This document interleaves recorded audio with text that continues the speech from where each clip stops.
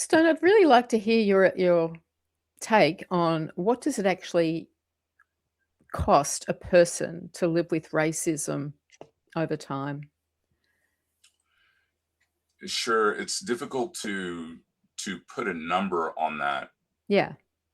but okay. So I'll give a personal example. So in addition to being autistic and ADHD, I also have epilepsy, and I experienced some injuries while I was in the military. So while I was in Australia, uh, I went to the hospital so I could get some work done, and I was seeing a specialist who wouldn't listen to me, even though I provided them with scans, provided them with recommendations from other practitioners, and this is all evidence based.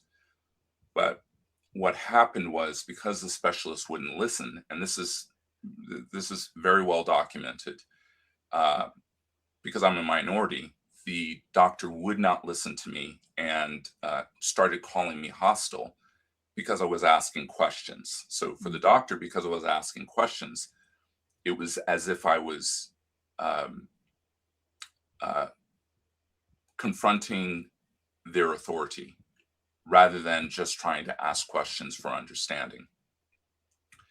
And so they press the red security button, and it was a mess. And because of the way I look and my size, uh, people will look at me and automatically think that I'm hostile. So what I had to do was organize to be able to go to a different country. In this case, I went to France. I set up my business there. And because France has more diversity than Australia, I was able to get in to see a doctor there and go through that process, and I was seen. So it was, the cost to me was time in Australia, seeing, and the medical system in Australia is wonderful if you are a particular demographic. Um, and so there's a cost and time associated with that. And just because I'm a big guy and a combat veteran, etc., it doesn't mean that I'm immune to being treated in a way that's less than human or marginalized. So there's that cost. There's a cost of being dysregulated or potentially being dysregulated and potentially having a seizure because of going into a hostile and stressful environment. And then there's travel, the cost of travel, going to another continent where I don't speak the language and having to go through that system. So the costs are exponential. And if you look at the cost to systems, so Australia paid a cost because they have practitioners who are biased and don't listen. And then another country also paid a cost. And why should they? I'm not a citizen. I mean, as of now, I'm a resident, but so that's an example. And then when you have an entire population where uh, racism is again part of the system, the, the costs are exponential. So it does touch and impact everyone. I am really sad to hear that you had that experience, and it's being a white woman, it's really I don't have those experiences, so I don't really understand. I'm not aware of those things happening very often, so this is why it's so important for us to sit and have these conversations so that we can Yeah, well, it's learn not something. something. It's not really something to be sorry about. It's like this is the way the system is designed. Yeah. And so when I notice things happening or I experience them directly, I don't take it personally because I recognize that this is the ecosystem. This is if we're a fish, this is the water that is going through our gills. So a way of addressing it is not through policy change. It's to transform the system.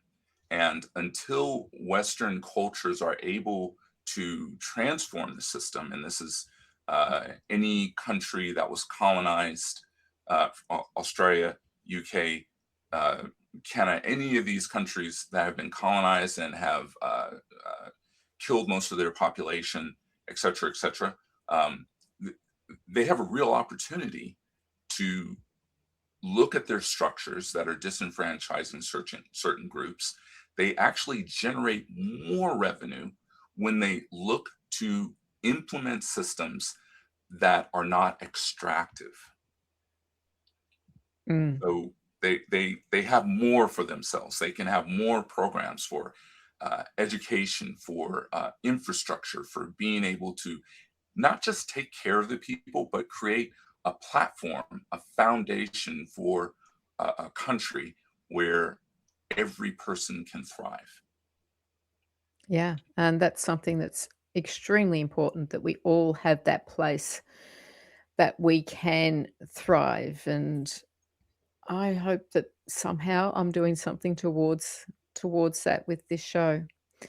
Sure. Yeah, I've actually written I've written a piece about it, and it's a piece that talks about the scientific, the evidence behind, or the rationale behind. It takes an evidence-based approach of what would happen if a country such as the UK, or the US or Australia, what would happen if we had reparations of some kind, and what would happen economically to a country that uh, invest in reparations, but from a structural perspective, not just giving out money, because reparations is correcting damage. It's like if you have a laceration that goes down to your bone, and you say, okay, well, it's bleeding, and I'll just tie it up, and at some point it'll stop bleeding. Well, ultimately it's going to get infected. Maybe it will stop bleeding, but it'll get infected, and you have to cut the whole thing off. Mm. And that's what's happening in a lot of these countries that don't have structures for reparations. Their entire country is dying, and the United States is a perfect example of that.